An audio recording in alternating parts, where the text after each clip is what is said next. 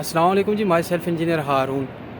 اگر آپ عراق میں کام کرنا چاہتے ہیں تو آپ کے لیے یہ جاننا ضروری ہے کہ وہ کون سے ایسے طریقے ہیں جن کے ذریعے آپ عراق کا ورک ویزا حاصل کر سکتے ہیں۔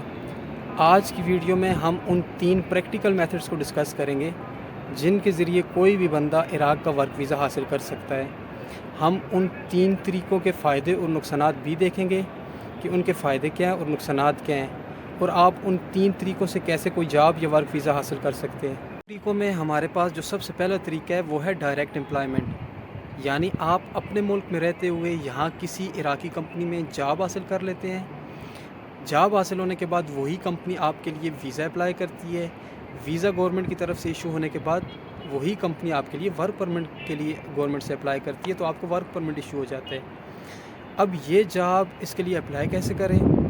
تو اس کے لیے سب سے بیسٹ میتھڈ جو ہے وہ یہ ہے کہ آپ 20 30 40 جتنی بھی عراقی جو بڑی کمپنیز ہیں جو موسٹلی پاکستانی اور انڈینز ورکر کو جاب آفر کرتی ہیں یا ان دونوں ملکوں کے افراد وہاں پر کام کر رہے ہیں، آپ نے ان کی ویب سائٹس کو ڈیلی بیسس پہ چیک کرنا ہے۔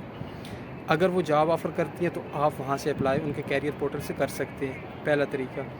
دوسرا یہ ہے کہ آپ لنکڈ ان پر ریگولرلی چیک کر سکتے ہیں، یہ دوسرا طریقہ۔ اور تیسرا طریقہ یہ ہے کہ آپ جو فیمس جاب پورٹلز ہیں جیسے بیت ہے، انڈیڈ ہے، نوکری گلف ہے، اس طرح کے باقی بے شمار پورٹلز ہیں، آپ ان پر ڈیلی جاب سرچ کر سکتے ہیں، تو آپ وہاں سے بھی جا کے جاب ڈھونڈ سکتے ہیں۔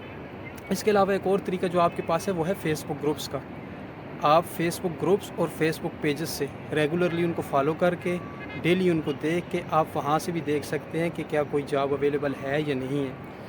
ایک اور جو اہم طریقہ ہے وہ یہ کہ اگر آپ کا کوئی بھی رشتہ دار یہاں پر کام کر رہا ہو، کوئی بھی ریلیٹیو، کوئی بھی دوست، تو وہ یہ کر سکتا ہے کہ وہ آپ سے اس کمپنی سے آفر لیٹر یا جاب لیٹر نکلوا سکتے ہیں۔ تینوں میتھڈز میں جو سب سے پہلا ہمارے پاس میتھڈ تھا وہ ہے ڈائریکٹ امپلائمنٹ کا۔ اب اس میتھڈ کے فائدے اور نقصان دیکھ لیتے ہیں۔ تو اس کے فائدوں میں سب سے پہلا فائدہ یہ ہے کہ یہ سب سے سیفیسٹ اور سب سے لیگل طریقہ ہے، یعنی اس میں کسی تھرڈ پارٹی کی انوالومنٹ نہیں ہوتی۔ آپ ڈائریکٹ پرسن ٹو پرسن آپ ڈیل کرتے ہیں سارا، آپ کو اپنی تنخواہ، رہائش، باقی سب چیزیں پتہ ہوتی ہیں، ایک چیز۔ دوسری چیز اس میں یہ ہے کہ آپ کو ٹکٹ، آپ کا ویزا یا باقی جتنے اخراجات ہیں آپ کے گھر سے یہاں اس کمپنی تک آنے کے، وہ سب کے سب کمپنی پے کرتی ہے، تو آپ کو اپنی جیب سے کوئی چیز خرچ کرنے کی ضرورت نہیں پڑتی۔ یہ اس کا دوسرا بڑا فائدہ ہے۔ اور اس کے نقصانات میں سب سے بڑا نقصان یہ ہے کہ آپ کو ایزیلی اور جلدی نوکری نہیں ملتی۔ آپ نے ریگولرلی سرچ کرنا ہوتا ہے، آپ نے ایک اچھی سی وی تیار کرنی ہوتی ہے، آپ نے اپنے ڈاکومنٹ فلی ایسے پریپیئر کرنے ہوتے ہیں جیسے آپ کی کوئی تھرڈ پارٹی آپ کی کوئی مدد کر ہی نہیں سکتی۔ تو اس میں سب سے بڑا نقصان یہ ہے کہ آپ نے اس کے لیے بہت زیادہ محنت کرنی ہوتی ہے، تب جا کے آپ کو یہ جاب حاصل ہوتی ہے، ایک نقصان۔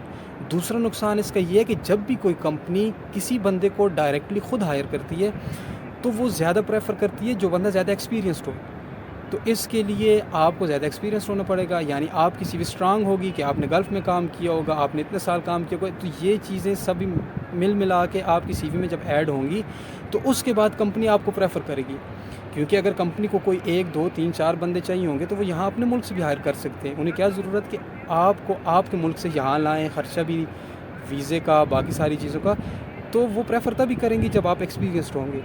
تو اس چیز کا جو ڈائریکٹ امپلائمنٹ کا یہ میتھڈ ہے، اس میں ایک بڑا نقصان یہ ہے کہ آپ کو ایک فلی اسٹرانگ سی وی چاہیے ہوتی ہے اور ایک ایسا بیک گراؤنڈ چاہیے ہوتا ہے جس میں آپ کا بہت زیادہ ایکسپیرینس ہو، اسپیشلی گلف کا۔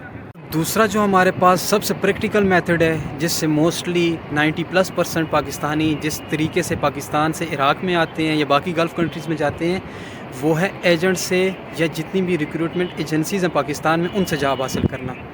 یہ طریقہ کیسے ہوتا ہے یہ آپ سب کو بہتر پتہ ہے کہ آپ کسی بھی ایجنسی کے تھرو جہاں ڈیلیگیشن آیا ہوتا ہے، وہ تھرڈ پارٹی ہوتی ہے بیچ میں جو کمپنی کو اپنے پاس لاتی ہے، جو بندوں کو اپنے پاس لاتی ہے، آپ ڈیل کرتے ہیں اس ایجنسی سے، وہی ایجنسی آپ کو اس کمپنی سے جاب لیٹر یا ورک ویزا لے کے دیتی ہے۔ اس کے بعد آپ اس کمپنی کو، اس ایجنسی کو جو ہائرنگ ایجنسی ہوتی ہے، آپ اس کو پے کرتے ہیں اور وہ آپ کو ورک ویزا دلا لیتی ہے۔ تو اس میتھڈ سے آپ جاب کس طرح حاصل کر سکتے ہیں، اس کے لیے ہم نے پچھلی ویڈیو میں ڈیٹیل ڈسکس کیا تھا کہ آپ پاکستان میں رہتے ہوئے کس طرح مختلف ہائرنگ کمپنیز ہیں، مختلف ریکروٹرز ہیں، مختلف ہائرنگ ایجنسیز ہیں، آپ ان سے کس طرح ورک ویزا حاصل کر سکتے ہیں۔ لیکن پھر بھی ہم اس کو دیکھ لیتے ہیں کہ پاکستان میں جو آن لائن ویب سائٹ ہے bureau of immigration and overseas employment کی. آپ اس میں جا کر ڈیٹیل دیکھ سکتے ہیں کہ کون کون سی ایجنسیز کے پاس پاکستان میں اس وقت کون کون سی ویزے اویلیبل ہیں. آپ ان سے کانٹیکٹ کر سکتے ہیں. اس کے علاوہ آپ ریگولرلی نیوز پیپر کو بھی چیک کر سکتے ہیں، اسپیشلی راولپنڈی، اسلام آباد، کراچی، لاہور. یہاں پر موسٹلی ایجنسیز ہوتی ہیں. ویب سائٹ کے بعد جو دوسری ویب سائٹ ہے وہ ہے jobs.pk. آپ اس ویب سائٹ پر جا کر ڈیٹیل چیک کر سکتے ہیں کہ پاکستان میں اس وقت ایجنسیز کے پاس کون سے گلف کنٹریز کے لیے، کس ٹریڈ کے لیے کتنے ویزے آئے ہوئے ہیں، اس کے انٹرویوز کب ہوں گے، ڈیلیگیشن کب آئے گا، نہیں آئے گا. تو یہ ایک بہت اچھی ویب سائٹ ہے جس سے آپ جابز ڈھونڈ سکتے ہیں. اور اس کا فائدہ اور نقصان کیا ہے اس طریقے کا؟ تو فائدوں میں سب سے بڑا فائدہ یہ ہے کہ آپ کو خود جاب نہیں ڈھونڈنی پڑتی کمپنی کے کیریئر پورٹلز پر یا اس طرح باقی جو ہائرنگ آن لائن پورٹلز ہیں ان پر جا کر، اور آپ نے اپنا جو وقت ہے وہ ان ویب سائٹ کو نہیں دینا پڑتا. ایجنٹس ہوتے ہیں وہ آپ کا کام جلدی کروا دیتے ہیں، آپ کا کام بنا اتنی محنت کے کروا دیتے ہیں. اس میتھڈ کے جو نقصانات ہیں اس میں یہ ہے کہ اس میں فراڈ زیادہ ہو سکتا ہے، اس میں دھوکہ دہی کے امکانات زیادہ ہو سکتے ہیں.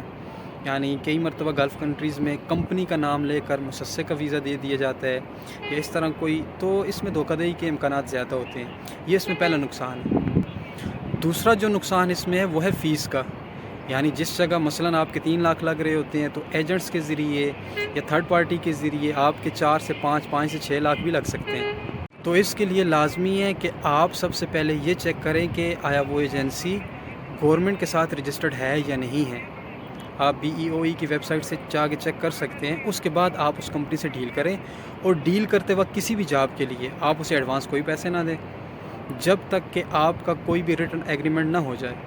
اور تیسرا طریقہ جو ہمارے پاس ہے وہ ہے وزٹ ویزا لے کر یہاں پر آنا، پھر اس کو ورک ویزے میں تبدیل کرنا.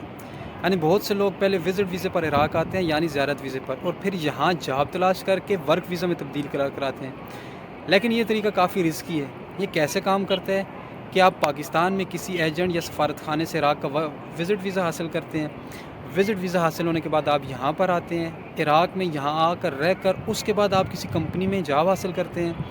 جاب حاصل کرنے کے بعد پھر آپ یہاں ورک پرمٹ کے لیے اپلائی کرتے ہیں. لیکن اس کے نقصانات زیادہ ہیں بنسبت اس کے فائدوں کے. تو اس کا فائدہ تو یہ ہے کہ بندہ یہاں عراق آ کے اپنی مرضی سے، اگر کوئی اسکلڈ پرسن ہے یا کسی بندے کے پاس کوئی ہنر بہتر ہے تو وہ تو یہاں آ کے ایزیلی اپنی من پسند جاب حاصل کر سکتا ہے. یہ اس کا ایک فائدہ ہے. لیکن اس کے نقصانات کیا کیا ہیں؟ وہ یہ ہے کہ جب بھی کوئی بندہ زیارت ویزے پر یہاں آ کر جاب تلاش کرے گا تو اس کے پاس صرف 1 ماہ ہوگا. دوسری بات، یہاں اس کا رہائش کا مسئلہ، یہاں اس کے کھانے پینے کا مسئلہ، رہنے کا مسئلہ، یہ دوسرا مسئلہ ہے. تیسرا مسئلہ یہ ہے کہ کوئی بھی یہاں عراقی کمپنی اس بندے کو لینے سے گریز کرے گی. اس کی وجہ صرف قانونی پیچیدگی ہے. یعنی وہ لیگل بیئر سے بچنے کے لیے اس بندے کو نہیں لے گی، کیونکہ وہ بندہ ورک ویزے پہ نہیں آیا، وہ یہاں وزٹ ویزے پہ آیا ہے. تو اس بندے کو کسی کمپنی میں کام ملنا یہ بہت ہی زیادہ مشکل ہے. وہ بندہ کسی لوکل بندے کے پاس کام کرے گا تو اس کے یہاں بھی بہت زیادہ پیسے لگ جائیں گے. پہلے پاکستان سے وزٹ ویزے پر آتے ہوئے بہت زیادہ پیسے لگ جائیں گے. تو یہ تیسرا طریقہ جو ہے یہ انتہائی رسکی بھی ہے، انتہائی مہنگا بھی ہے. تو یہ وہ 3 طریقے تھے جن سے کوئی بھی بندہ اپنے ملک سے یہاں عراق آ کر جاب حاصل کر سکتا ہے، ورک ویزا حاصل کر سکتا ہے. پہلے دونوں طریقے وہ زیادہ پریکٹیکلز ہیں، اور اسپیشلی پہلا طریقہ ڈگری ہولڈرز کے لیے، یا ایسے بندے جس کے پاس ایکسپیرینس زیادہ ہے یا ان کے پاس کوئی بھی سرٹیفکیٹس ہیں، تو ان بندوں کے لیے وہ پہلا طریقہ زیادہ اچھا ہے. دوسرا طریقہ ہر طرح کے ٹریڈ کا بندہ، چاہے وہ فریشر ہے، چاہے اس کے پاس ایکسپیرینس ہے یا نہیں ہے، تو ان کے لیے زیادہ فائدہ مند ہے. تیسرا طریقہ وہ تقریباً ہر شخص کے لیے نقصانی ہے، کیونکہ اس سے پہلے بھی ہزاروں بندے ایسے ہیں جو اس وقت انلیگل ہیں عراق میں، اور ان کو کافی زیادہ مشکلات کا سامنا ہے. کافی بندے جیلز میں بھی ہیں صرف اسی وجہ سے کہ وہ زیارت ویزے پر آ کر یہاں آ کر جاب حاصل کرنا چاہ رہے تھے، تو ابھی وہ انلیگل کام کر رہے ہیں. اگر آپ نے ابھی تک ہمارا یوٹیوب چینل سبسکرائب نہیں کیا تو ہمارا یوٹیوب چینل سبسکرائب کر دیں تاکہ اس طرح کی باقی انفارمیٹیو ویڈیوز آپ کو ملتی رہیں. شکریہ.